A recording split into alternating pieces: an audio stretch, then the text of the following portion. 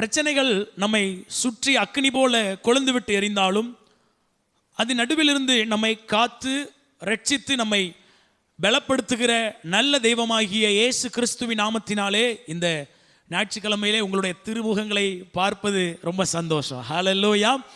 உங்களை இந்த இடத்துல கொண்டு வந்த தேவாதி தேவனுக்கு நான் நன்றி செலுத்துகிறேன். இந்த இடத்துக்கு வந்திருக்கிற உங்களை வாழ்த்துகிறோம், வரவேற்கிறோம். பக்கத்தில் இருக்கிறவங்களுக்கு கையை கொடுத்து சொல்லுங்க, உங்களை பார்த்ததில் சந்தோஷம் அப்படி சொல்லுங்க. உங்களை பார்த்ததில் சந்தோஷம். ஹல்லேலூயா. ஆமாம், யோசிக்கிறாங்க, உங்கள் முகரக்கட்டையெல்லாம் பார்க்க வேண்டிய நிலை வந்துருச்சு பார்த்தீங்களா, உங்கள் மூஞ்செல்லாம் பார்க்கணுமாக்க அப்படின்னு பக்கத்தில் இருக்கிறவங்க யோசிக்கிறாங்க. பரவாயில்ல, கர்த்தர் உங்களை என்ன செஞ்சிருக்கிறார், கொண்டு வந்திருக்கிறார். நீங்கள் இன்றைக்கி இங்கே வந்திருக்கிறீங்கன்னா ஏதோ ஒரு முகாந்திரம் உண்டு. உங்களை எப்படியாவது பலப்படுத்திடணும், இன்னும் ஓடுற ஓட்டத்தில் கொஞ்சம் உங்களை பலப்படுத்திடணும். தள்ளாடுகிற முழங்கால்களை என்ன செய்யுங்க, திடப்படுத்துங்க. கைகளை, தளர்ந்த கைகளை திடப்படுத்துங்கள் என்று வேதவசனம் சொல்லுகிறது. உங்களை இன்னைக்கு எப்படியாவது கொஞ்சம் ஸ்ட்ராங் ஆக்கிடணும்னு சொல்லி ஆண்டவர் என்ன செய்திருக்கிறார், கொண்டு வந்திருக்கிறார். கர்த்தர் உங்கள் ஒவ்வொருவரையும் பலப்படுத்துவாராக. ஆமேன் சொல்லுங்க. கரங்களை உயர்த்தி சொல்லுவோம், இயேசு நல்லவர், இயேசு நல்லவர். ஆமேன். கர்த்தர் நல்லவர், அவருடைய கிருபை என்றும் உள்ளது. கடந்த வாரத்தில் நாம் ஆதியாகமம் 13வது அதிகாரத்திலிருந்து ஒரு முக்கியமான காரியத்தை தியானித்தோம். யாராவது ஞாபகம் வச்சு சொல்ல முடியுமா? முக்கியமான ஒரு செய்தியை கேட்டோம். எந்த தலைப்பில் கேட்டோம் அப்படின்னு ஒருவேளை ஞாபகம் இருந்துச்சுன்னா சொல்லுங்க. ஞாபகம் இருக்கா? என்ன தலைப்பில் நம்ம கேட்டோம்? சரி, நானே சொல்லிடுறேன், உங்களை ரொம்ப வருது. தரிசனம் உள்ளவர்களாய் இருங்கள் அல்லது தொலைநோக்கு பார்வை உள்ளவர்களாய் இருங்கள். இதெல்லாம் ஞாபகம் இருக்காது. ஆனால் 20 வருஷத்துக்கு முன்னாடி உங்கள் மதினி சொன்னா தெரியுமா அந்த வார்த்தை, அல்லது உங்கள் சொந்தக்காரங்க சொன்னாங்க தெரியுமா அந்த வார்த்தை, இன்னும் ஞாபகம் வச்சிருக்கேன் பாஸ்டர், இருதயத்தில் இன்னும் அப்படியே பூட்டி வச்சிருக்கேன். வச்சுக்கோங்க, பத்திரமா அங்கேயே இருக்கட்டும். பரவாயில்ல, கர்த்தர் உங்களை ஆசீர்வதிப்பாராக. கஷ்டம் தான், கர்த்தருடைய வசனத்தை ஞாபகம் வைக்கிறதுங்கிறது கஷ்டம். ஏன்னா பிசாசு விட மாட்டான். அவன் வேலையே என்னன்னா இருதயத்தில் இருக்கிற வசனத்தை திருடிட்டு போயிடுவான். ஏன்னா அதை நம்ம நம்பினா உருப்பட்டுருவோம் பார்த்தீங்களா. அவனுக்கு தெரியும், இந்த அக்காவோ இந்த ஐயாவோ இந்த வசனத்தை நம்பிட்டாங்கன்னா நிச்சயமாக வாழ்ந்துருவார்கள் என்று சொல்லி அவனுக்கு தெரியும். அதனால் என்ன பண்ண மாட்டான், விட மாட்டான். கடந்த வாரத்தில் தியானித்தோம், தரிசனம் உள்ளவர்களா இருங்கள். உங்கள் வாழ்க்கையை குறித்து ஒரு தொலைநோக்கு பார்வை இருக்கணும் அப்படிங்கிறத என்ன செஞ்சோம், தியானித்தோம். எந்த வசனத்தின் அடிப்படையில் தியானித்தோம்? ஆதியாகமம் 13வது அதிகாரம் 14வது வசனம் வாசிப்போம். ஆதியாகமம் 13:14. லோத்து ஆபிரகாமை விட்டு பிரிந்த பின்பு கர்த்தர் ஆபிராமை நோக்கி, உன் கண்களை ஏறெடுத்து பார். ஆம் ஆம் ஆம், நோக்கி பார். ஆம், நீ பார்க்கிற இந்த பூமி முழுவதையும் நான் உனக்கும் உன் சந்ததிக்கும் என்றைக்கும் இருக்கும்படி கொடுத்து. போதும். இங்கே ஆபிரகாமை பார்த்து தேவாதி தேவன் சொல்லுகிறார், உன் கண்களை என்ன செய்யுது, நோக்கி பார், ஏறெடுத்து பார். அதாவது உங்க கண்கள், உங்க ஆவிக்குரிய கண்கள் உங்க எதிர்காலத்தை என்ன செய்யணும், நோக்கி பார்க்கணும். என் பிள்ளை இன்னும் 10 வருஷம் கழிச்சு எப்படி இருக்க போகுது, நான் இன்னொரு 5 வருஷத்துக்கு கழிச்சு எப்படி இருக்க போகிறேன், எங்க சபை இன்னொரு 10 வருஷத்தில் எப்படி இருக்க போகுது. நம்ம அருமையான சிஸ்டர் சொன்னாங்க, சுவிசேஷகி என்ன செய், எலும்பு. நம்ம எலும்பி சபை என்ன பண்ணணும், கட்டி எழுப்பணும். இந்த தரிசனத்திற்காக கர்த்தருக்கு நன்றி. பாருங்க, இன்னும் ஒரு 10 வருஷத்துல நம்ம சபை எப்படி இருக்கணும். இங்க வாரீங்களே, நீங்க அடுத்து என்ன, எப்படி ஒரு முன்னேற்ற பாதையில் நீங்க போகணுங்கிறத நம்ம என்ன செய்யணும், இப்பொழுதே நோக்கி பார்க்கணும். இன்னைக்கு சாப்பிடுவோம், நாளைக்கு செத்துருவோம் அப்படிங்கிற நிலையில் என்ன செய்யக்கூடாது, இருக்கக்கூடாது. இருக்கிற வாழ்க்கை இன்னும் 10 நாளோ 20 நாளோ அப்படிங்கிற எண்ணம் இருக்கக்கூடாது. நாம் நீடித்து வாழ்ந்து இருந்து நம்ம நல்லா இருக்கணும். ஆமேன். அப்போ அதற்கு எதிர்காலம் நம்ம கண்களுக்கு தெரியணும். கடந்த வாரத்தில் சொன்னேன், நோக்கி பார்க்கணும்னா அல்லது நம்ம வாழ்க்கையில் தரிசனம் இருக்கணும்னா அந்த தரிசனம் எங்கேருந்து வரணும். இப்போ உங்களுக்கு கார் வாங்க வேண்டும் என்று ஒரு ஆசை, அந்த ஆசை எங்கேருந்து வரணும், அவன்லாம் கார் வச்சிருக்கான் நானும் வாங்க போகிறேன் பாரு, அப்படியா வரணும்? இல்லை, வேத வசனத்திலிருந்து அந்த தரிசனம் வர வேண்டும். ஆமேன். நீங்கள் சுகமாக இருக்கணும், எங்கேருந்து அந்த தரிசனம் வரணும், அந்த ஆசை எங்கேருந்து வரணும். அந்த நம்ம ஊரில் சொல்லுவாங்களா, அந்த கிளவியெல்லாம் ரொம்ப வருஷமாக உயிரோடு இருக்கு, அப்போ நானும் உயிரோடு இருப்பேன், அப்படியே அவங்க தரிசனம் வரணும். இல்லை, வசனம் சொல்லுது, நீ நீடித்த நாட்களாக நான் ஒன்று செய்வேன், திருப்தி ஆக்குவேன். அப்போ இங்கே இருந்து தான் அந்த தரிசனம் நமக்கு என்ன செய்யணும், வரணும். அப்போ தரிசனம் ரொம்ப முக்கியம், நோக்கி பார்க்கறது ரொம்ப முக்கியம். நான் கடந்த வாரத்தில் சொன்னேன், நம்ம சபையை குறித்து எனக்கு தரிசனம் இல்லாமல் இருந்தால் நான் யாரு, குருடன். யாரு, நான் குருடன். இன்னும் 5 வருஷத்தில் இந்த சபை எப்படி இருக்கணும், அடுத்து என்னெல்லாம் செய்யணும், இந்த சர்ச்சில் என்னென்ன ரீமாடல் அல்லது என்னென்ன காரியங்கள் செய்யப்பட வேண்டும் சொல்லி ஒரு தரிசனத்தோடு நான் இருந்தால் தான் எனக்கு பார்வை இருக்குன்னு அவசியம். அதே போல் நீங்களும் உங்கள் வாழ்க்கையை குறித்து தரிசனம் உள்ளவர்களாக இருங்க. இன்னைக்கு அடுத்த பகுதியை தியானிப்போம். ஏன்னா தரிசனத்தோட நின்று விடக்கூடாது. அடுத்த ஒரு முக்கியமான ஒரு காரியம் இருக்கு. அடுத்த வசனத்தை வாசிப்போம். 17வது வசனம், ஆதியாகமம் 13:17. நீ எழுந்து தேசத்தின் நீளமும் அகலமும் எம்மட்டோ அம்மட்டும் நடந்து திரி, உனக்கு அதை தருவேன். தரிசனம் வந்துருச்சு. இப்போ தரிசனம் செயலாக மாற வேண்டும். எப்படி மாறணும்? ஆபிரகாமுக்கு ஆண்டவர் மைண்ட்ல ஒரு தரிசனத்தை கொடுத்துட்டாரு. என்ன தரிசனம்? நீ நோக்கி பார், வடக்கே தெற்கே கிழக்கே மேற்கு என்ன செய், நோக்கி பார், எங்கெல்லாம் பார்க்கிறியோ உனக்கு என்ன தருவேன். முதல் ஸ்டெப்பு ஃபர்ஸ்ட் என்ன செய்யணும்? பார்க்கணும். ரெண்டாவது ஸ்டெப்பு அதை செயல்ல காண்பிக்கணும். அல்லேலூயா. இருதயத்தில் இருக்கும், ஆனா அது வெளியே என்ன செய்யணும்? வரணும். தரிசனத்திற்கு ஏற்ற கிரியை அல்லது விசுவாசத்திற்கு ஏற்ற கிரியை நம்மிடத்தில் என்ன செய்ய வேண்டும்? இருக்க வேண்டும். மனதில் இருக்கிற தரிசனம் வெளியரங்கமாகணும். எத்தனை பேருக்கு ஆசை என் மனசுல இருக்கிற தரிசனம் வெளியரங்கமாகணும்? ஒரு வசனத்தை வாசிப்போம். யாக்கோபு 2வது அதிகாரம், புதிய ஏற்பாட்டில் யாக்கோபு எழுதின நிருபம் 2வது அதிகாரம் 17வது வசனத்தை ஒரு நபரும், யாக்கோபு 2:26 இன்னொரு நபர் வாசிப்போம். முதலாவது யாக்கோபு 2:17. அப்படியே விசுவாசமும் கிரியை இல்லாதிருந்தால் தன்னிலே தானே செத்ததாயிருக்கும். அடுத்து யாக்கோபு 2:26 வாசிப்போம். அப்படியே ஆவி இல்லாத சரீரம் செத்ததா இருக்கிறது போல கிரியைகள் இல்லாத விசுவாசமும் செத்ததா இருக்கிறது.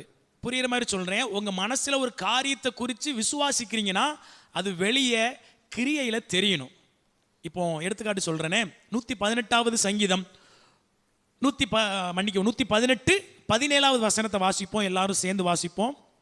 118:17 எல்லாரும் எடுத்துட்டீங்களா?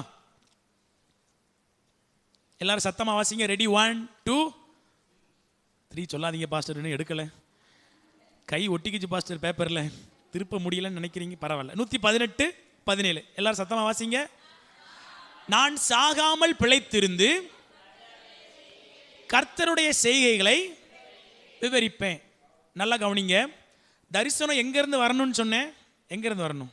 இங்கேருந்து. குங்குமத்திலையோ குமுதத்திலையோ, இப்போலாம் அதெல்லாம் வருதான்னு தெரியல, நியூஸ் பேப்பர்லையோ அல்லது டிவியில், நம்ம விஜய் டிவியில் நீயா நானால ஒரு பெரிய சாதித்த ஒரு நபரை பார்த்த உடனே நானும் சாதிப்பேன் அப்படிங்கிற வர தரிசனம் புஷ்ஷு நினைச்சிடும், போயிடும். ஒரு டாக்டர் பயங்கரமாக பேட்டி கொடுக்கறத பார்த்து நானும் டாக்டர் ஆகணும் வருகிற தரிசனம் என்ன செஞ்சிடும்? காற்று ரிலீஸ் ஆன பலூன் போல போய்விடும். ஆனால் தரிசனம் எங்கேருந்து வரணும்? இங்கேருந்து வரணும். இப்போ நம்ம வாசித்த வசனத்திலிருந்து நமக்கு ஒரு தரிசனம் வந்திருக்கு. என்ன வசனம்? நான் சாகாமல் பிழைத்திருந்து. யாருக்கெல்லாம் சாகிறதுக்கு ஆசை? நாங்கள் சாகனா ஏன் சர்ச்சுக்கு வர போகிறோம், வீட்டில் இருந்தாலே செத்துருப்போமே அப்படின்னு நீங்கள் பார்க்குறீங்க, பரவாயில்ல. நாம் சாகாமல் பிழைத்து இருக்கணும். அதுதான் நம்மை குறித்த தேவனுடைய தரிசனம். எத்தனை பேர் ஒத்துக்கொள்றீங்க? இப்போ தரிசனம் மனசில் வந்துருச்சு. தரிசனத்துக்கு ஏற்ற கிரியை வெளியே வரணும். அப்போ நம்ம பேசும்போது எப்படி பேசணும்? நான் செத்தா தாண்டா உங்களுக்கு அறிவு வரும். அது என்னது? கிரியை இல்லாத விசுவாசம்.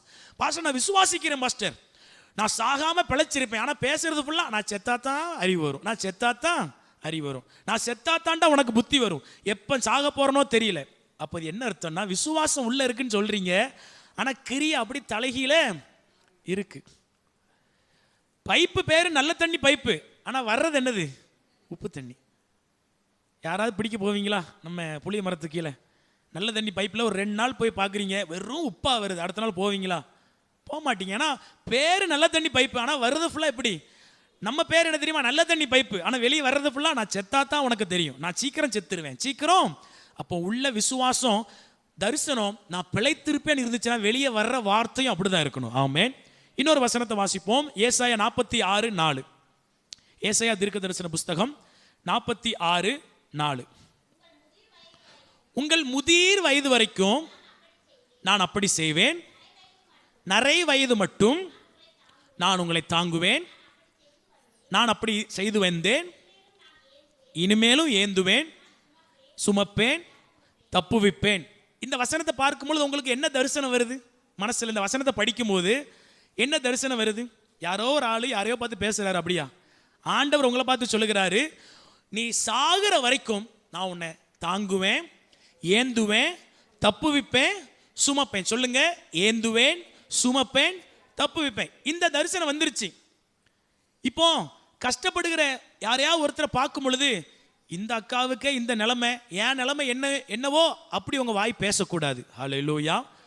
தரிசனம் உள்ள வந்துருச்சு. ஏன்னா சமீபத்தில் என்ன பார்த்து ஒருத்தங்க சொன்னாங்க, 4 பிள்ளைகளை பெத்த இவங்களுக்கே இந்த நிலைமை, எனக்கு என்ன நிலைமையோ அப்படின்னு கேட்டாங்க. அப்போ விசுவாசம் இந்த தரிசனத்தை குறித்து இருந்தது என்றால், என்ன ஏந்துவார், சுமப்பார், தப்புவிப்பார், 4 பிள்ளைங்க பார்க்கறாங்களோ இல்லையோ கர்த்தர் கைவிட மாட்டார், அப்படி நீங்க பேசுனீங்கன்னா உங்க விசுவாசத்துல கிரியை இருக்கு என்று அர்த்தம். ஆமென். கஷ்டப்படுகிற ஒருத்தங்களை பார்த்துட்டு, இந்த உலகத்தை பார்த்துட்டு நம்ம தவறா என்ன செய்யக்கூடாது, பேசக்கூடாது. அப்போ என்னுடைய விசுவாசம் அது வெளியே வரணும். நான் சொன்னேன் போன வாரம் அப்துல் கலாம் ஐயா சொன்னார், கனவு காணுங்கள் அப்படின்னு சொன்னார். நானும் சொன்னேன், கனவு காணுங்கள். உங்க கனவை இங்கிருந்து நீங்க என்ன செய்யணும், காண வேண்டும். நீங்க எப்படி நல்லா வாழணும், உங்க வாழ்க்கை எப்படியெல்லாம் சூப்பரா மாறுங்கிறத ஆண்டவர் இங்கே எழுதி வைத்திருக்கிறார். இந்த வேத வசனத்தின் அடிப்படையில் நீங்க கனவு காணணும். சரி பாஸ்டர், எனக்குள்ள தரிசனம் வந்துருச்சு. நான் பைபிளை படிக்கும் பொழுது முன்னாடி ரொம்ப உடஞ்சு போயிருந்தேன், நொந்து போயிருந்தேன், ஒரு நம்பிக்கையுமே இல்லாமல் இருந்தேன். என்னை யாரு காப்பாற்றுவா, ஒரு எதிர்கால நம்பிக்கை இல்லாமல் இருந்தேன். இப்போ பைபிளை படிக்கும் போது ஆண்டவர் என்கிட்ட பேசிட்டார். ஒரு தரிசனம் வந்துருச்சு, ஒரு தீர்க்க தரிசனம் என்னை நோக்கி வந்துருச்சு, ஒரு வாக்கு தத்தம் வந்துருச்சு. இப்போ இந்த வாக்கு தத்தத்தை வெளியே சக்சஸ்ஃபுல்லா மனசுல இருக்கிற காரியத்தை வெளியே கண்ணால பார்ப்பது எப்படி அப்படின்னு யாருக்காவது கேள்வி இருக்கா? மனசுல வாக்கு தத்தம் இருக்கு, மனசுல தரிசனம் இருக்கு.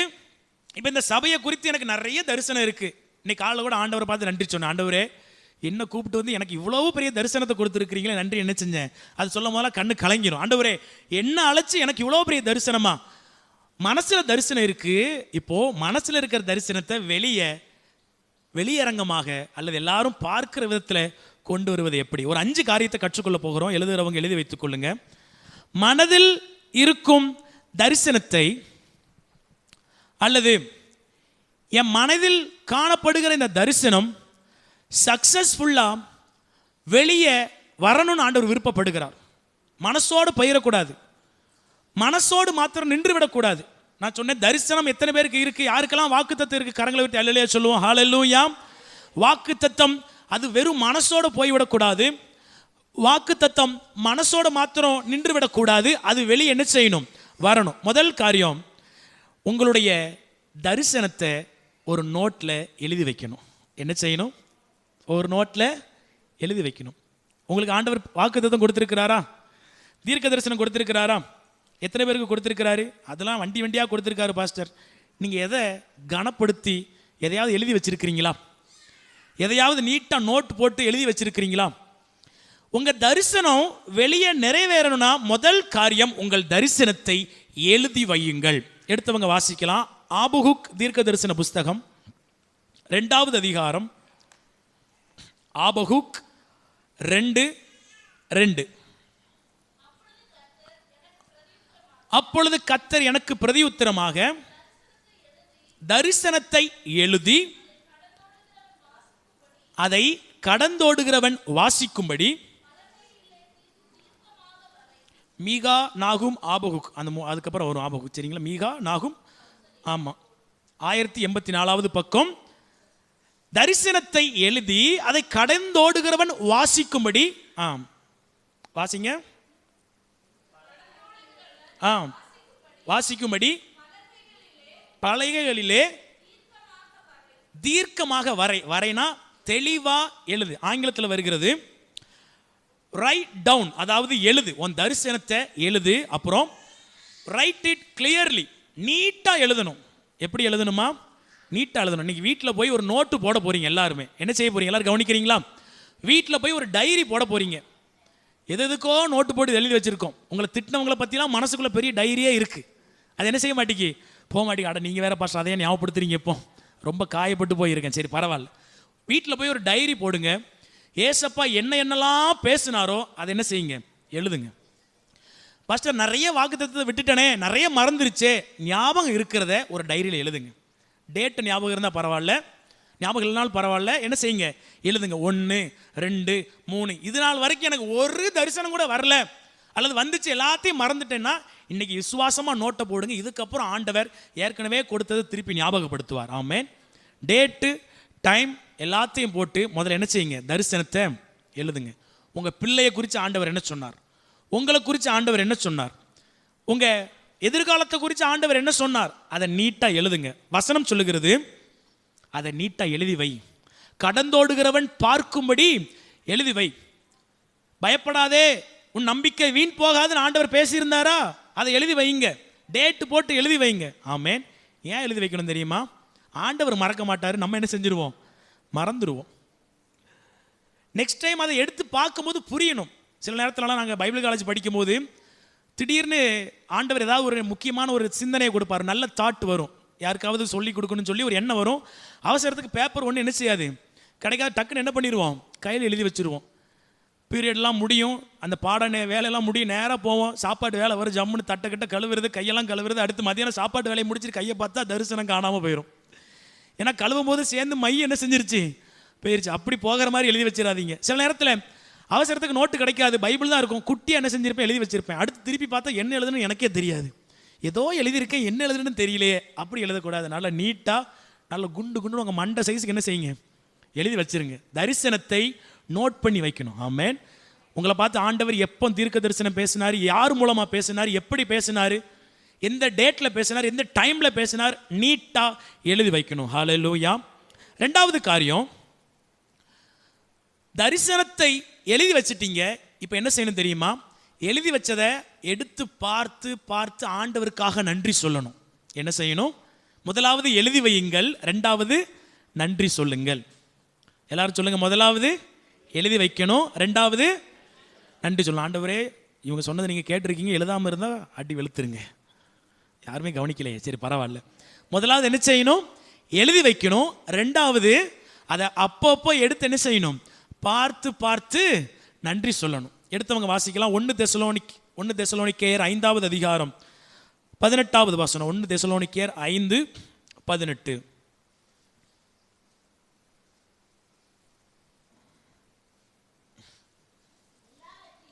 எல்லாவற்றிலேயும் ஸ்தோத்திரம் செய்யுங்கள். போதும். என்ன செய்யுங்க, ஸ்தோத்திரம் செய்யுங்க. ஸ்தோத்திரம்னா ஸ்தோத்திரம் ஸ்தோத்திரம் ஸ்தோத்திரம் அது இல்லை. ஆண்டவர் என்ன சொன்னாரோ அதை சொல்லி சொல்லி ஸ்தோத்திரம் சொல்லணும். ஆமென். ஆண்டவரே, இப்போ எடுத்துக்காட்டு வச்சுக்குவோமே, நீடித்த நாட்களாய் உன்னை திருப்தி ஆக்குவேன் அப்படின்னு ஆண்டவர் சொல்லிட்டாரு.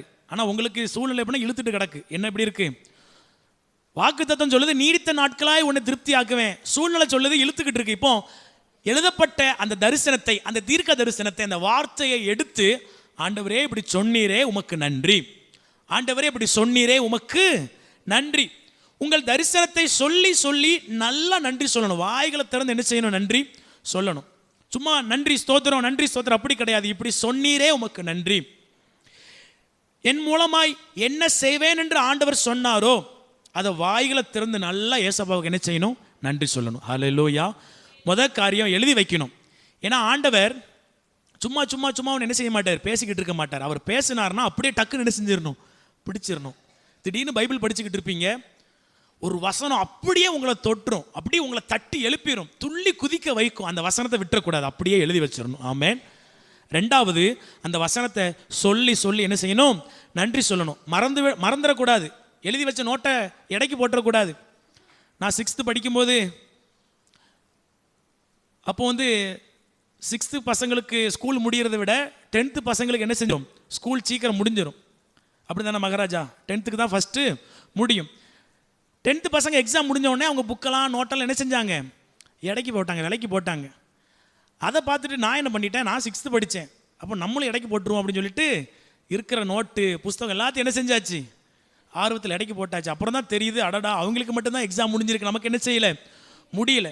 ஏன் இதை சொல்கிறேன்னா, நீங்கள் எழுதி வைக்கிற நோட்டை பத்திரமா என்ன செய்யணும், வைக்கணும். ஒரு டைரி போட்டு அதில் வருஷம் ஒரு வசனத்தை எழுதி தீர்க்க தரிசன நோட், அல்லது என்னை குறித்த தேவனுடைய தரிசனம், அல்லது எங்கள் குடும்பத்தை குறித்த தேவனுடைய, இல்லைனா கொட்டை எழுத்தில் தரிசனம் அல்லது தரிசனங்கள் அப்படி எழுதி ஒரு நோட்டை அல்லது புது டைரி என்ன செஞ்சிடணும், வச்சிடணும், எழுதணும். ரெண்டாவது, மறந்துடக்கூடாது. அப்பப்போ எடுத்ததை பார்த்து பார்த்து என்ன செய்யணும், நன்றி சொல்லணும். ஆமென். முக்கியமாக தோல்வி வருகிற நேரத்தில் அதை எடுத்து பார்த்து நன்றி சொல்லணும். என்ன நேரத்தில், நல்லா இருக்கும்போது எடுத்து பார்த்துருவோம், ஓ தேவனுக்கு மகிமை, ஹல்லேலூயான்னு என்ன செய்வோம், மண்டையை ஆட்டி பார்ப்போம். ஆனால் தோல்வி நேரத்தில் அட போங்க பாஸ்டர், பைபிளே எடுக்க மாட்டேன், தரிசன நோட்டாவது அப்படின்னு நீங்கள் பார்க்குறீங்க. நான் தோல்வி நேரத்தில் பைபிளே எடுக்க மாட்டேன், அவ்வளவு கவலைப்படுவேன், உட்காந்து அழுவேன், இதில் தரிசன நோட்டை எடுத்து நான் எங்கே பார்க்க? இல்லை, நீங்கள் நிச்சயமாக பார்க்கணும். ஹல்லேலூயா. அழுகை நேரத்தில், கஷ்டத்து நேரத்தில் தரிசனம் சொன்னதுக்கு வாழ்க்கை தலைகீழ போய்கிட்டு இருக்கும், அப்போ எடுத்து அதை நன்றி சொல்லணும், அதை பார்த்து. ஆமேன், இப்படி சொன்னீரே உமக்கு நன்றி, இப்படி வாக்கு கொடுத்தீரே உமக்கு நன்றி. செய்தியினுடைய தலைப்பு என்ன? மனதில் இருக்கிற தரிசனத்தை வெளியே கொண்டு வருவது எப்படி? முதல்ல எழுதணும், ரெண்டாவது நன்றி சொல்லணும், மூணாவது எரேமியா தீர்க்க தரிசன புஸ்தகம் 33வது அதிகாரம் 3வது வசனம். எரேமியா தீர்க்க தரிசன புஸ்தகம் 33:3. எல்லாருக்கும் நல்ல தெரிந்த வசனம், வாசிங்க.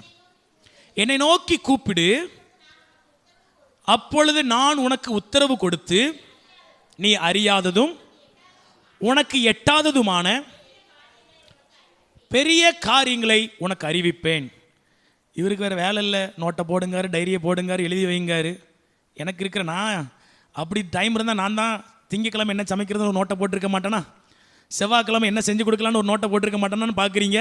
ஆனால் இதை அசால்ட்டாக எடுத்துடாதீங்க. கண்டிப்பாக நீங்கள் வாழ்க்கையில் மனசில் இருக்கிற விசுவாசம் வெளியே உயிரோடு வெளியே வரணும்னா இதை நீங்கள் செஞ்சே ஆகணும். ஆமேன். முதல் காரியம் என்ன சொன்னேன்? எழுதி வைக்கணும். ரெண்டாவது காரியம் எழுதினதை பார்த்து பார்த்து நன்றி சொல்லணும். மூணாவது காரியம் ஆண்டவரிடம் இந்த தரிசனத்தை நிறைவேற்றும்படி உதவி கேட்க வேண்டும். யார்கிட்ட கேட்கணும்? ஏசப்பா கிட்ட. இந்த தரிசனத்தை நிறைவேற்ற எனக்கு உதவி செய்யுங்க ஆண்டவரேன்னு கேட்கணும். நம்ம வாசித்த வசனம் சொல்லுகிறது, என்னை நோக்கி கூப்பிடு, அப்பொழுது நான் உனக்கு அறியாததும் உனக்கு எட்டாததுமான பெரிய காரியங்களை. ஏங்க நீங்கள் உங்களை சாதாரண ஒரு ஜோக்கராக நினச்சிக்கிட்டு இருக்கீங்க, உங்களை வெறும் புள்ள பூச்சியாக நீங்கள் பார்த்துக்கிட்டு இருக்கீங்க. தேவன் உங்களை குறித்து பெரிய திட்டத்தை வைத்திருக்கிறார் தெரியுமா? தேவன் உங்களை குறித்து மிகவும் உயர்ந்தவர்களாய் பார்க்கிறார். அதனால தான் தரிசனத்தை கொடுத்திருக்கிறார். அப்போ இந்த விலையேறப்பெற்ற தரிசனத்தை நிறைவேற்ற தேவன் கிட்ட உதவி கேட்கணும். ஆமேன். யாக்கோபு எழுதின நிருபம் 1வது அதிகாரம் 5வது வசனம் வாசிப்போம். யாக்கோபு 1:5. உங்களில் ஒருவன் ஞானத்தில் குறைவுள்ளவனாய் இருந்தால் யாவருக்கும் சம்பூர்ணமாய் கொடுக்கிறவரும் தேவனிடத்தில் கேட்க கடவன், கொடுக்கப்படும். இப்போ எடுத்துக்காட்டு என்ன சொல்றேனே, ஆண்டவர் எனக்கு ஒரு தரிசனத்தை கொடுத்திருக்கிறார். இப்பொழுது முதல் இலக்கு, நம்முடைய சபைக்கு 200 ஆத்துமாக்கள் என்ன செய்யணும்? வரணும். எத்தனை ஆத்துமாக்கள் வரணும்? 200 ஆத்துமாக்கள். நான் அதை முதல்ல என்ன செய்யணும்? ஒரு டைரியில் எழுதணும். இப்படி 200 ஆத்துமாக்களுக்காக ஆண்டவர் தம்மை நம்ப சொல்லுகிறார், வசனத்தை கொடுத்திருக்கிறார் சொல்லி எழுதுவேன். ரெண்டாவது அதை பார்த்து பார்த்து நன்றி சொல்லுவேன். 200 ஆத்துமாக்களை தருவேன்னு சொன்னீங்களே உமக்கு நன்றி, 200 ஆத்துமாக்களை தருவேன்னு சொன்னீங்களே உமக்கு நன்றி, சீக்கிரம் எங்கள் சபையில் 200 ஆத்துமாக்கள் வந்து உட்கார போகிறாங்களே உமக்கு நன்றி. மூணாவது, ஆண்டவரே 200 ஆத்துமாக்களை எங்கிருந்து ஆண்டவரே பிடிச்சு கொண்டு வர்றது? இது என்ன கத்திரிக்காய் வியாபாரமாக? வாங்க வாங்க 1 கிலோ 50 ரூபா, 2 கிலோ 50 ரூபான்னு சொல்லி கூப்பிட்டு கொடுக்கறதுக்கு. இந்த இடத்துல வந்து ஒரு ஆள் உட்காரணும்னா அது சாதாரண விஷயம் கிடையாது. சமுதாய தடையை தாண்டி, ஜாதி கட்டுப்பாடை தாண்டி, இன்னும் கண்ணுக்கு தெரியாத வான மண்டலத்தின் பொல்லாத சேனைகளுடைய தடையை தாண்டி இந்த சபையில் வந்து உட்காரணுங்கிறது சாதாரண விஷயம் கிடையாது. போய் கூப்பிட்டாலும் டப்புன்னு என்ன செஞ்சிட மாட்டாங்க. நிறைய தடைக்கு அப்புறம் தான் அவங்க மனசில் ஆண்டவர் பேசி என்ன செய்ய முடியும்? வர முடியும். அப்போ ஆண்டவர்கிட்ட உதவி கேட்கணும். ஆண்டவரே இந்த இடத்துல 200 ஆத்துமாக்களை கொண்டு வருவதற்கு எனக்கு தலைகீழ நின்னால் என்னால் முடியாது ஆண்டவரே. எங்கள் விசுவாசிங்க 1000 பேரை பார்த்து பேசினாலும் எவனும் வரமாட்டான். நீங்கள் தான் அவங்க மனசில் பேசி கொண்டு வரணும். ஆமேன். நம்ம எத்தனை பேர்கிட்ட சொன்னாலும் கர்த்தர் இடைப்படணும். அப்போ ஆண்டவர் எனக்கு உதவி செய்யுங்க. ஹல்லேலூயா. அப்போ உங்கள் தரிசனத்தை நிறைவேற்ற ஆண்டவர்கிட்ட உதவி கேட்கணும். ஆண்டவரே உங்களுக்கு என்னெல்லாம் தரிசனம் கொடுத்துருக்கிறாரு, எழுதின நோட்டை பார்க்கணும். பார்க்கும்போதே அப்படி வயிறுலாம் கலக்கும். இது நிறைவேறின மாதிரி தான் அப்படிங்கிற மாதிரி தான் இருக்கும். அப்படி தான் இருக்கணும். உங்களால் முடியும், பார்த்தோன்னே சீக்கிரம் செஞ்சிருவாரு அப்படிங்கிற தரிசனத்தை ஒருவனுக்கும் கொடுக்க மாட்டார். மோசே வாய் திக்கு வாய் மந்தனாவு சொன்னாரு, உன்னை வச்சு நான் 30 லட்சம் ஜனங்களை விடுவிக்க போறேன். மோசே பயந்துட்டான், வயிறு கலக்கிருச்சு. ஆண்டவரே அவசரமா பாத்ரூம் வருது, வேற யாராவது அனுப்பிடுங்க, ஆண்டவரே வேற யாராவது அனுப்பிடுங்க, என்னால் முடியாது. அப்படிதான் இருக்கும் தரிசனம். ஆனால் ஆண்டவர்கிட்ட உதவி கேட்கணும். ஆண்டவரே எனக்கு தீர்க்க தரிசனம் பயங்கரமா வந்திருக்கு, என்னை நோக்கி பயங்கரமான தரிசனத்தை நீங்க பேசியிருக்கிறீங்க, இதை நிறைவேற்ற எனக்கு உதவி செய்யுங்க அப்படின்னு நினைச்சு ஆண்டவர்கிட்ட கேட்கணும். ஒருவன் ஞானத்தில் குறைவுள்ளவனா இருந்தாலும் அவன் யாருக்கிட்ட கேட்கணும்? ஆண்டவரே என்னால் முடியலப்பா, எனக்கு உதவி செய்யுங்க. நிச்சயமாக ஆண்டவர் உங்களுக்கு உதவி செய்வார். ஆமென். ஏன்னா நமக்கு தரிசனத்தை குறித்து ஃபுல்லாக தெரியாது. இந்த தரிசனத்தை எப்படி நிறைவேற்றணும் தெரியாது. கர்த்தரிடத்தில் உதவி கேட்போம். யார் மூலமாவது உங்களை பலப்படுத்தி எப்படியாவது தரிசனத்தை நிறைவேற்றுவார். ஹல்லேலூயா. 4வது காரியம், யாத்திராகமத்தின் புஸ்தகம் 15வது அதிகாரத்தை எடுத்து வைத்துக் கொள்ளுங்க. 4வது பாயிண்ட் என்னன்னு சொல்றேன். முதல் காரியம் நோட்டு போட்டு எழுதணும். 2வது காரியம் நன்றி சொல்லணும். 3வது காரியம் இதை நிறைவேற்ற ஆண்டவர்கிட்ட பலன் கேட்கணும். இப்போ உங்க பிள்ளைய ரட்சிப்பார். இப்போ எடுத்துக்காட்டு, நம்ம பாப்பா சிஸ்டருக்கு ஒரு வாக்கு கொடுத்துருக்கிறார் ஆண்டவர், கூடிய சீக்கிரம் உன் பையனை ரட்சிக்க போறேன் அப்படின்னு ஆண்டவர் சொல்லியிருக்கிறார். இப்போ உடனே சிஸ்டர் என்ன சொல்லணும்?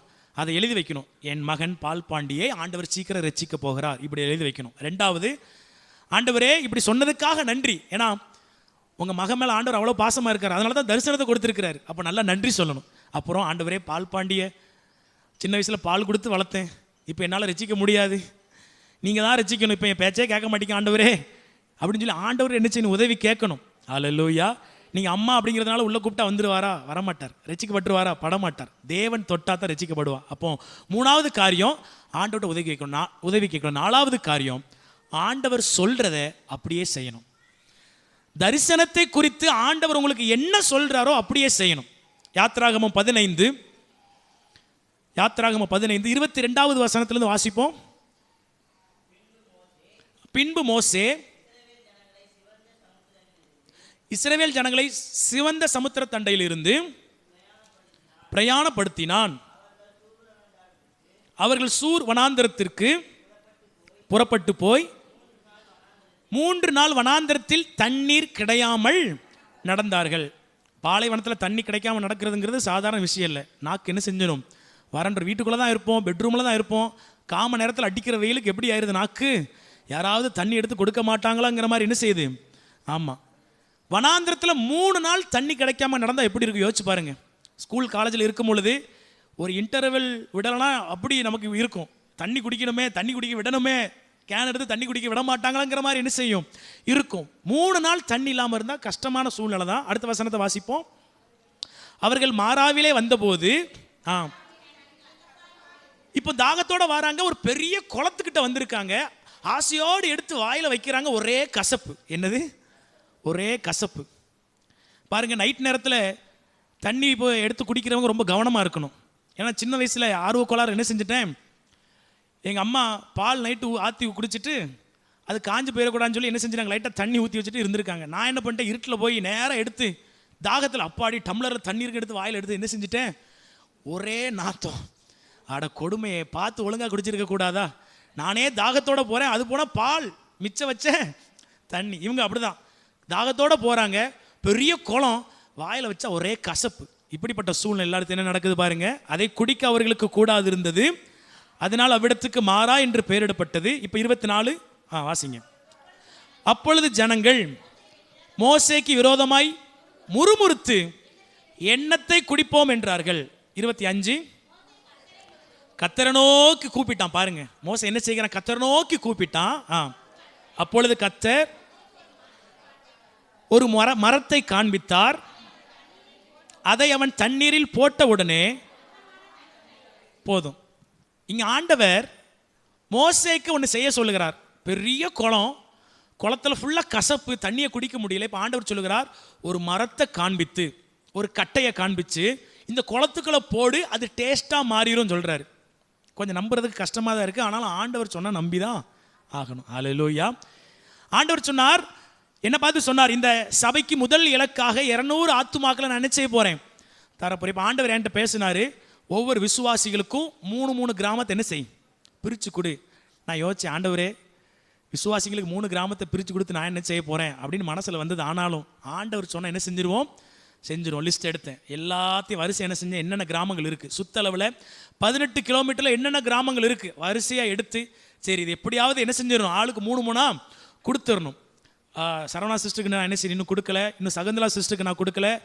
அது எழுதி வச்சது, கிழிச்சு வச்சது இன்னொரு பைபிளில் மாட்டிக்கிட்டு, அது இன்னொரு பைபிள் இன்னொரு இடத்துல மாட்டிக்கிட்டு, ஒரு துஷ்டிக்கு போன இடத்துல எங்கள் சொந்தக்காரங்க காரில் முன்னாடி வச்சுருந்தேன், அந்த இடத்துல என்ன செஞ்சிருச்சு, அந்த பைபிள் மாட்டிருச்சு. கண்டிப்பாக அடுத்த வாரத்தில் உங்கள் கையில் என்ன செய்வேன், கொடுப்பேன். சரவணா சிஸ்டருக்கும் சகுந்தலா சிஸ்டருக்கும் நான் என்ன செய்யணும், கொடுக்கணும். வேறு யாருக்கும் கொடுக்கல இங்கே வந்ததில். மற்ற எல்லாரும் நீங்கள் என்ன செஞ்சிட்டீங்க, வாங்கிட்டீங்க. ஆளாளுக்கு மூணு கிராமம். ஆண்டவர் சொன்னார் 200 ஆத்துமாக்களை சுதந்திரிக்க நீ என்ன செய்யும், 3 கிராமத்தை எல்லாருக்கும் பிரித்து கூட எல்லாரும் என்ன செய்யணும், ஜெபிக்கணும். ஒரு ஆள் ஒரு வெயிட்டை தூக்குறதுக்கும் 15 பேர் சேர்ந்து ஒரு வெயிட்டை தூக்குறதுக்கு வித்தியாசம் உண்டு. உண்மைதானே? 200 ஆத்துமாக்களை சுதந்திரிப்பது என்பது தனி மனிதனால் கூடாத காரியம். ஆனால் நீங்கள் எல்லாரும் சேர்ந்து ஜெபிச்சு அது என்ன செய்யும், கூடும். இங்கே ஆண்டவர் சொன்னார் தண்ணிக்குள்ளே கட்டையை போடு. அதே மாதிரி என்ன பார்த்து சொன்னார், ஆளுக்கு ஒரு 3 பிரித்து கொடு. ஆண்டவரே அப்படின்னு சொல்லி சந்தேகப்படாமல் அவர் சொன்னதை அப்படியே செஞ்சிடணும். ஹல்லேலூயா. அதை நான் செய்கிறதுக்கு ஏகப்பட்ட தடைகள் வந்தது. அதை எடுத்து கொடுக்காதபடிக்கு சோர்வு. ஆண்டவரே இப்படி நான் கொடுக்கலாமா, மக்கள் ஜெபிப்பாங்களா, இது எப்படி நினைப்பாங்க, சந்தோஷமாக ஏற்றுக்கொள்வாங்களா? ஆனால் நீங்கள் ரொம்ப சொக்க தங்கங்கள் ரொம்ப ஆசையாக வாங்கிட்டீங்க. ஆமேன். கூடிய சீக்கிரம் அதை உங்களுக்கு ஒரு கார்டு வடிவத்தில் போட்டு உங்கள் கையில் என்ன பண்ணுவோம், கொடுப்போம். நீங்கள் அதை பார்க்கும் போதெல்லாம் நல்ல உற்சாகமாக ஜெபிப்பீங்க. ஆமேன். ஆண்டவர் சொன்னார் ஒரு கட்டை எடுத்து தண்ணிக்குள்ளே போடு, தண்ணி டேஸ்ட்டாக மாறிடும். மோசே சந்தேகப்படாமல் கட்டையை எடுத்து தண்ணிக்குள்ளே போட்டான். அடுத்து நடந்தது என்ன? இல்லை ஒரு மரத்தை காண்பித்தார். அதை அவன் தண்ணீரில் போட்ட உடனே அது என்ன ஆயிடுச்சு, மதுரமாய் மாறிவிட்டது. தண்ணி எப்படி ஆயிடுச்சு, மதுரம், டேஸ்டான தண்ணியாக மாறிடுச்சு. அப்போ உங்கள் தரிசனத்தை நிறைவேற்றுவதற்கு ஆண்டவர் செய்ய சொல்கிறத கண்ணை மூடிட்டு செஞ்சிருங்க. ஆமென். முதல் காரியம் சொன்னேன், தரிசனத்தை எழுதி வைக்கணும். 2வது காரியம் சொன்னேன், தரிசனத்தை நல்லா நன்றி சொல்லணும். 3வது காரியம் சொன்னேன், ஆண்டவர்கிட்ட பலன் கேட்கணும். மோசே இங்கே கேட்டார் பார்த்தீங்களா, ஆண்டவரே என்ன செய்யறதுப்பா, தண்ணி கசப்பாயிட்டுப்பா. அநேக நேரத்தில் கசப்பை மாற்றுறதுக்கு நம்ம ட்ரை பண்ணிக்கிட்டு இருக்கோம். என்ன செஞ்சுக்கிட்டு இருக்கோம், நம்ம ட்ரை பண்ணுறோம். இது சாதாரண விஷயம் கிடையாது. தண்ணி வற்றி போன உடனே டக்குன்னு ஒரு டம்ளர் தண்ணியை ஊற்றி வற்ற வச்சு இறக்குற குழம்பு விஷயம் கிடையாது. குழம்புனா என்ன பண்ணிடலாம், தண்ணி வற்றினா டக்குன்னு தண்ணியை ஊற்றி கொஞ்சம் மசாலா போட்டு அந்த பக்குவத்துக்கு கொண்டு வந்துடலாம். வாழ்க்கை அப்படிலாம் பண்ண முடியாது.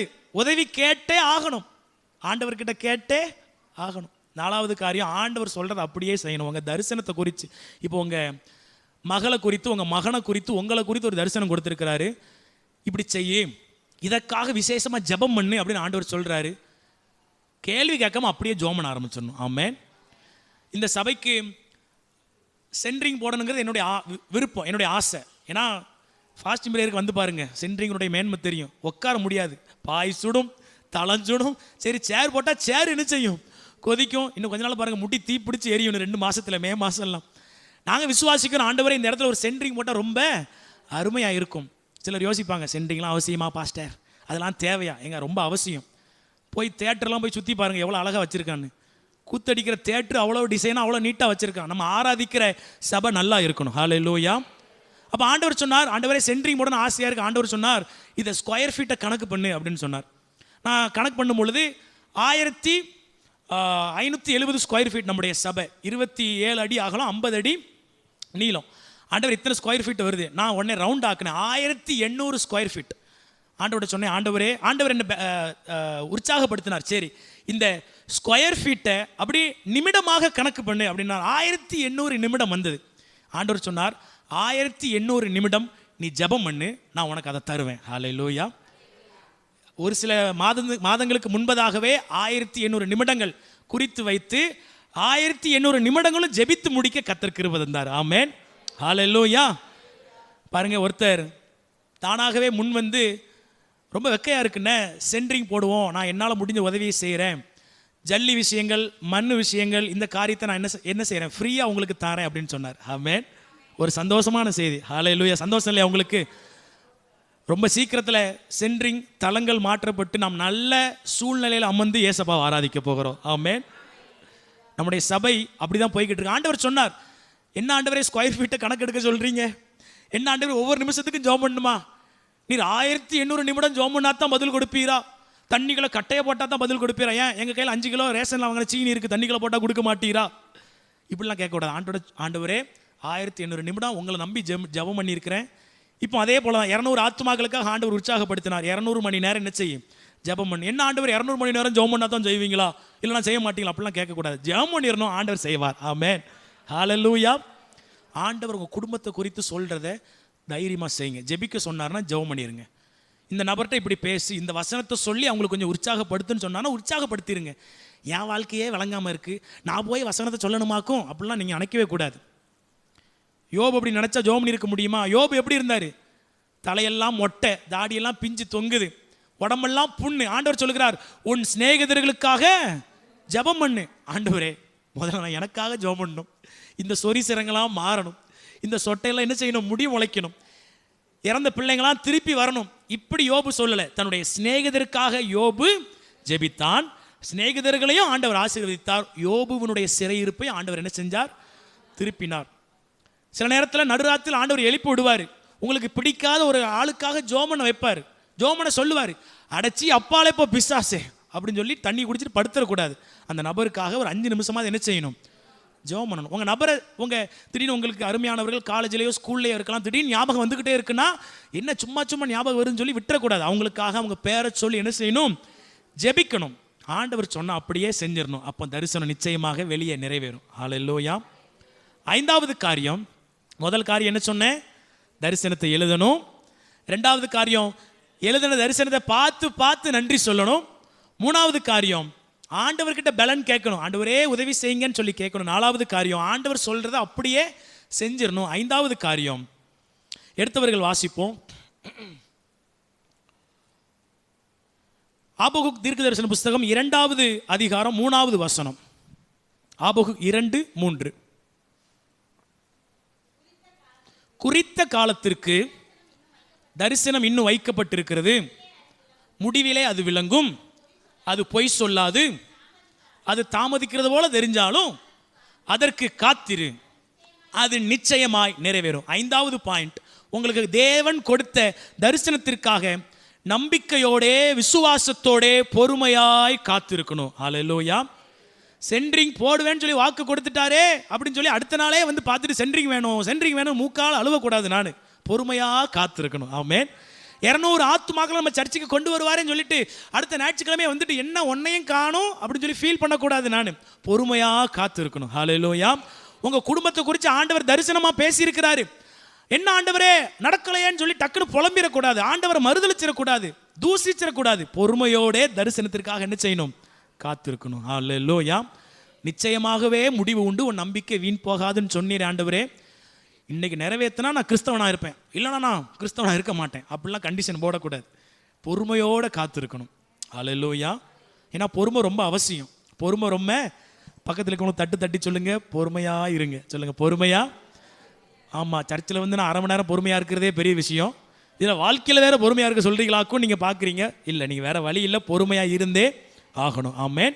தரிசனம் தாமதிப்பது போல் தெரியும், ஆனால் அது தாமதிக்காது. ஏற்ற நேரத்தில் நிச்சயம் நடக்கும். உங்கள் வாழ்க்கையை குறித்து ஏசப்பா பேசுனது நிச்சயம் நடக்கும். உன்னை கரம் பிடிச்சு தூக்குவேன், புழுதியில் உட்காந்துட்டு இருக்கிற உன்னை தூக்கிட்டு போய் ராஜாக்களோட உட்கார வைப்பேன்னு சொல்லி பேசிட்டாருன்னா தாமதிக்கிறது போல தெரியும், ஆனால் நிச்சயம் நிறைவேறும். ஹல்லேலூயா. கரங்களை உயர்த்தி சத்தமாக சொல்லுவான் ஹல்லேலூயா. அப்போ தரிசனத்திற்காக பொறுமையோட காத்திருக்கணும். எபிரேயருக்கு எழுதின நிருபம் 6வது அதிகாரம் ஒரு 2 வசனத்தை முடித்து நான் உங்களுக்காக ஜெபிக்க விரும்புகிறேன். எபிரேயர் 6:11.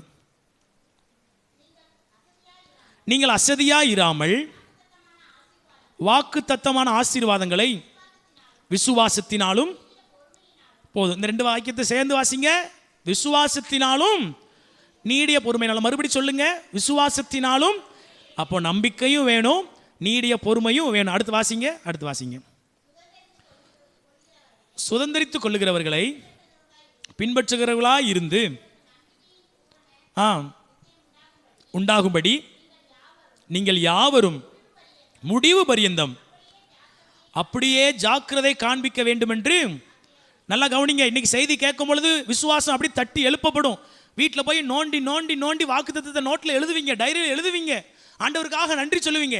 1 வாரம் நன்றி சொல்லுவீங்க, 2 வாரம் நன்றி சொல்லுவீங்க, 3வது வாரம் சவுண்டு கேட்கும். என்ன சவுண்டு தெரியுமா? Battery low. அப்படி விசுவாசம் அப்படியே பிளிங்க் ஆகும். என்னடா ஒன்றும் நடக்கலையே டைரி அப்படி முக்குக்கு போயிடும். ஆமாம், வாக்கு தத்தமாவது மண்ணாங்கட்டியாவது, ஆண்டுடைய தரிசனமாவது தீர்க்க தரிசனமாவது, இப்படி சூழ்நிலை வரும். ஆனால் வசனம் சொல்லுது முடிவு பரியந்தம் நீங்கள் என்ன செய்யணும், ஜாக்கிரதையாக இருக்கணும். உங்ககிட்ட பேசின ஆண்டவருடைய வார்த்தை நிறைவேறுகிற வரைக்கும் இந்த 5 காரியங்களை செஞ்சு பாருங்க, நிச்சயம் அது உங்க வாழ்க்கையில் நடக்கும். ஆமென். முடிவு பரியந்தம் ஜாக்கிரதையாக இருக்கணும். அடுத்த வசனத்தை வாசிங்க. எபிரேயர் 6:13. ஆபிரகாமுக்கு தேவன் வாக்கு தத்தம் பண்ணின போது ஆணையிடும்படி படியினாலே ஆணையிட்டு நிச்சயமாகவே ஆசீர்வதிக்கவே ஆசீர்வதித்து போதும். ஆபிரகாமுக்கு தரிசனம் வந்துருச்சு, வாக்குத்தத்தம் வந்துருச்சு. ஆபிரகாம் அதை எப்படி சுதந்தரித்தார்? அடுத்த வசனம், அந்தபடியே பொறுமையாய் காத்திருந்து வாக்குத்தத்தம் பண்ணப்பட்டதை பெற்றான். ஹல்லேலூயா. உங்க வாழ்க்கையில வாக்குத்தத்தம் பண்ணப்பட்டதை நீங்க பெறணும்னா பொறுமை ரொம்ப ரொம்ப ரொம்ப ரொம்ப அவசியம். பாஸ்டர், என்கிட்ட பொறுமை இல்லையே, சப்பாத்தியை பரட்டி போடுறதுக்கே பொறுமை இல்லை, நான் எங்க வாக்குத்தத்தத்தை சுதந்திரிக்க போறேன்? முன்னாடிலாம் எங்கள் வீட்டில் அடுப்பில் இட்லி சீக்கிரம் வெந்துடும், இப்போ வேகவே மாட்டிக்கு. அடுப்பை மாற்றுங்க, சீக்கிரம் என்ன செய்யும்? வேகம். அதுக்கே பொறுமை இல்லையே பாஸ்டர், நான் எப்படி வாக்குத்தத்தத்தை சுதந்திரிக்க போகிறேன்? ரோமர் 15வது அதிகாரம் 6வது வசனம் வாசிப்போம். ரோமர் எழுதின நிருபம் 15:6.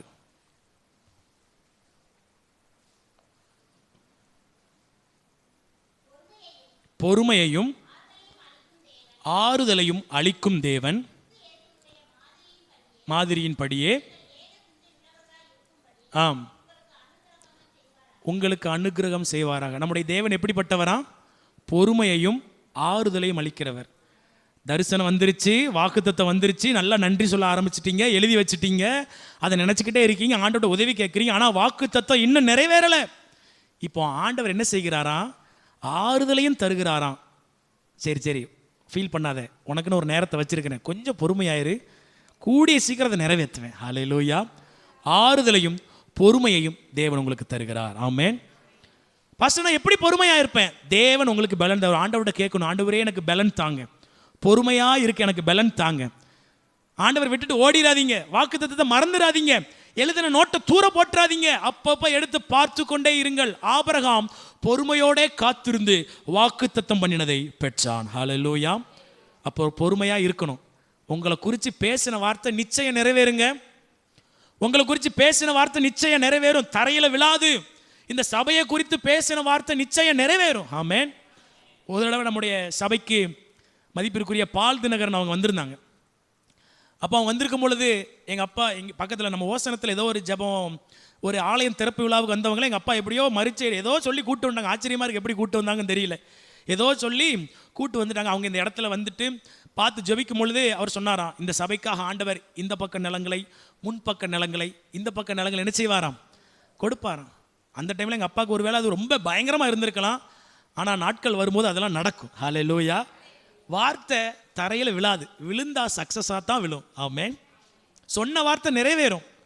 ஆண்டவர் சொன்ன வார்த்தை நிச்சயம் நிறைவேறும். எல்லாம் தேவனுக்கு மகிமையாக அது நின்று செய்யும், நிறைவேறும். ஆனால் பொறுமை ரொம்ப அவசியம். பால் தினகரன் சொல்லிட்டாரு, பெரிய ஆள் சொல்லிட்டாரு, என்ன ஒன்றும் நிறைவேறலை அப்படின்னு நம்ம அவசரப்படக்கூடாது. கள்ள தீர்க்க தரிசனம் சொல்லிட்டு போயிட்டாரு, கள்ள தீர்க்க தரிசி அப்படி நம்ம என்ன செய்ய முடியாது. பொறுமையாக காத்திருக்கணுங்க. வாக்கு தத்தத்தை பெற்றுக்கொள்ள பொறுமையாக காத்திருக்கணும். அவசரமா இந்த முந்திரி கொட்டைங்க தான் ஆர்வப்பட்டு என்ன செஞ்சிருன்னா, இது கள்ள தீர்க்க தரிசனம், இது ஆண்டவர் சொல்லவில்லை, இவர் சொல்லிவிட்டார். பொறுமையா இருந்து நடக்கிறத பார்த்து அனுபவிச்சுட்டு அப்புறம் பேசணும். ஆமென். ஹல்லேலூயா. சபையை குறித்து, உங்களை குறித்து தேவன் பேசின வாக்குத்தத்தம் நிறைவேற பொறுமையோடு காத்திருங்கள். தேவன் உங்களுக்கு பொறுமையை தருவார். ஹல்லேலூயா. முதல் காரியம், தரிசனத்தை எழுதி வைங்க. எழுதி வச்சதுக்கு நல்லா நன்றி சொல்லுங்க. மூணாவது, அதை நிறைவேற்ற ஆண்டவர்கிட்ட பலன் கேளுங்க. நாலாவது, அந்த தரிசனத்தை குறித்து இயேசு என்ன சொல்லுகிறாரோ அப்படியே செஞ்சிருங்க. ஐந்தாவது காரியம், பொறுமையோட காத்திருங்கள். கண்களை மூடி ஜெபம் பண்ணுவோம். இருக்கிற இடங்களிலே முடிந்தவர்கள் மாத்திரம் முழங்கால் படியிட்டு கேட்ட வார்த்தைகளின்படி, ஆண்டவரே, இவ்வளவு நாள் நான் தரிசனம் இல்லாமல் இருந்தேன், உங்கள் வேதத்தை படிக்கும்போது எனக்கு தரிசனம் கிடச்சிருச்சுப்பா. அப்பா, எனக்கு நம்பிக்கை இல்லாமல் இருந்தேன், எனக்கு நம்பிக்கை வந்துருச்சுப்பா. வாக்கு தத்தம் இல்லாமல் இருந்தேன், எனக்கு வாக்கு தத்தம் வந்துருச்சுப்பா. ஆனால் வாக்கு தத்தம் வெறும் மனசோடு நின்று விடாம அது வெளியே அது உண்மையாய் மாறுவதற்கு, ஆண்டவரே, வார்த்தை மாம்சமாவதற்கு இன்னைக்கு எனக்கு சத்தியத்தை கற்றுக் கொடுத்தீங்களே, நன்றி செலுத்துகிறேன்ப்பா. ஆண்டவரே, எனக்கு நீங்கள் பேசுகிற வார்த்தையை அசால்ட்டாக நினச்சிடாம எத்தனையோ தடவை பேசுனீங்க, சொப்பனத்தில் பேசுனீங்க, ஊழியர்காரங்க மூலமாக பேசுனீங்க, பைபிள் வாசிக்கும் போது பேசுனீங்க, நான் அதை எழுதி வைக்காமல் விட்டுட்டேன்ப்பா. தயவு செஞ்சு என்னை மன்னிச்சிருங்க ஆண்டவரே. இனி நான் அதை கனமுள்ளதாக பார்க்கணும் ஆண்டவரே. அப்பா, நான் அதை அசால்ட்டாக நினச்சிட்டேன்ப்பா, இது எங்கே நடக்க போகுது அப்படின்னு நினச்சிட்டேன்ப்பா. இனி நான் அதை ரொம்ப கனப்படுத்தி எழுதி வைப்பேன் ஆண்டவரே, அதுக்கு எனக்கு கிருபை தாங்கப்பா. ஆண்டவரே, எழுதி வைத்த வாக்கு தத்தங்களுக்காக நான் நன்றி சொல்ல எனக்கு கிருபை தாங்க ஆண்டவரே. ஆண்டவரை கேட்போம், ஆண்டவரே எனக்கு கிருபை தாங்க. எழுதி வைக்க கிருபை தாங்க, எழுதி வச்சு அதை நன்றி சொல்ல எனக்கு கிருபை தாங்க ஆண்டவரே. அப்பா, என்னால் அதை தனியாக செய்ய முடியாது. ஆபிரகாம் ஈசாக்கை பெற்றெடுக்க முடியாது, அவனுக்கு தெய்வீக உதவி தேவை. அதே போல எங்களுக்கு கிடைச்சிருக்கிற தரிசனத்தை ஒரு ஆளா நிறைவேற்ற முடியாது ஆண்டவரே, எங்களுக்கு உதவி செய்யுங்க. ஆண்டவர்கிட்ட கேளுங்க, ஆண்டவரே உதவி செய்யுங்கப்பா, எங்களுக்கு உதவி செய்யுங்க. அது மாத்திரம் இல்லாமல் வாக்கு தத்தத்தை நிறைவேற்ற ஆண்டவர் எங்களை என்ன செய்ய சொல்றீங்களோ நாங்கள் அப்படியே செய்ய எனக்கு உதவி செய்யுங்க ஆண்டவரே. ஆபிரகாமை பார்த்து சொன்னீங்க, நீ எழுந்து நட உனக்கு தருவேன்னு சொன்னீங்க. ஆபிரகாம் சந்தேகப்படலை, எழுந்து நடந்தா கிடைச்சிருமா, ஜெபம் பண்ணா கிடைச்சிருமா, பைபிள் வாசிச்சா கிடைச்சிருமா அப்படின்னு சொல்லி நான் சந்தேகப்படக்கூடாதுப்பா. ஆபிரகாமை போல அப்படியே கீழ்ப்படி எனக்கு கிருபை தாங்க ஆண்டவரே. அது மாத்திரம் இல்லாமல் வாக்கு தத்தம் நிறைவேறுகிற வரைக்கும் நாங்கள் பொறுமையாக இருக்க எங்களுக்கு உதவி செய்யுங்கப்பா. சில நேரத்தில் நாங்கள் அவிசுவாசமாக பேசிடுறோம், தரிசனத்தை மறந்துடுறோம், இனி நடக்காதுன்னு சொல்லிடுறோம் ஆண்டவரே, உங்களை சந்தேகப்பட்டுடுறோம், எங்களை மன்னிங்க ஆண்டவரே. ஆபிரகாம் சந்தேகப்படாமல் அவன் தேவனை மகிமைப்படுத்தி விசுவாசத்தில் வல்லவனானது போல நாங்களும் ஆக விருப்பப்படுகிறோம். பொறுமையையும் ஆறுதலையும் அளிக்கிற தேவன் இந்த வார்த்தையை கேட்டுக்கொண்டிருக்கிற ஒவ்வொருவருடைய வாழ்க்கையிலும் தேவன் அப்படியே செய்ய போகிறபடியாக நன்றி செலுத்துகிறோம். எங்களுடைய வாழ்க்கையில ஈசாக்கு பிறக்கட்டும் ஆண்டவரே. வார்த்தையாய் இருக்கிற ஈசாக்கு, 25 வருடமாய் வார்த்தையாய் இருந்த ஈசாக்கு 100வது வயதிலே ஆபிரகாமுக்கு வெளியே மாம்சமானது போல எங்க வாழ்க்கையிலையும் மாம்சமாகட்டும் இயேசு கிறிஸ்துவின் நாமத்தினாலே. கரங்களை உயர்த்தி சொல்லுவோம், ஆண்டவரே எங்க வாழ்க்கையில வார்த்தை மாம்சமாகட்டும், எங்க வாழ்க்கையில வார்த்தை மாம்சமாகட்டும், எங்க சபையில வார்த்தை மாம்சமாகட்டும். ஆண்டவரே, விசுவாசத்தோடு என்னோடு இணைந்து அறிக்கை செய்த ஒவ்வொருவருடைய வாழ்க்கையிலும் இருதயத்தில் இருக்கிற வாக்கு தத்தங்கள் வெளியரங்கமாகட்டும் இயேசுவின் நாமத்தினாலே. கர்த்தர் அதை அப்படியே செய்ய போகிறபடியால் நன்றி செலுத்துகிறோம். ஆசீர்வதிங்க, பலப்படுத்துங்க. இங்க வந்திருக்கிற ஒவ்வொருவரையும் மனதார ஆசீர்வதிக்கிறேன் இயேசு கிறிஸ்துவின் நாமத்தில் ஜெபம் கேட்ட ஜீவனுள்ள நல்ல பிதாவே, ஆமென் ஆமென். என் ஆத்துமாவே கர்த்தரை ஸ்தோத்திரி, என் முழுவதுமே அவருடைய பரிசுத்த நாமத்தை ஸ்தோத்திரி. என் ஆத்துமாவே கர்த்தரை ஸ்தோத்திரி, கர்த்தர் செய்த சகல உபகாரங்களை மறவாதே. ஆமென் ஆமென். நம்முடைய கர்த்தராகிய இயேசு கிறிஸ்துவினுடைய கிருபையும் பிதாவாகிய தேவனுடைய அன்பும் பரிசுத்த ஆவியானவருடைய ஐக்கியமும் இன்றும் என்றும் சகல நாட்களிலும் நம் அனைவரோடு கூட இருப்பதாக. ஆமென். ஹல்லேலூயா ஹல்லேலூயா ஹல்லேலூயா. God bless you. நிச்சயமாகவே கர்த்தர் உங்களை ஆசீர்வதிப்பார். God bless you.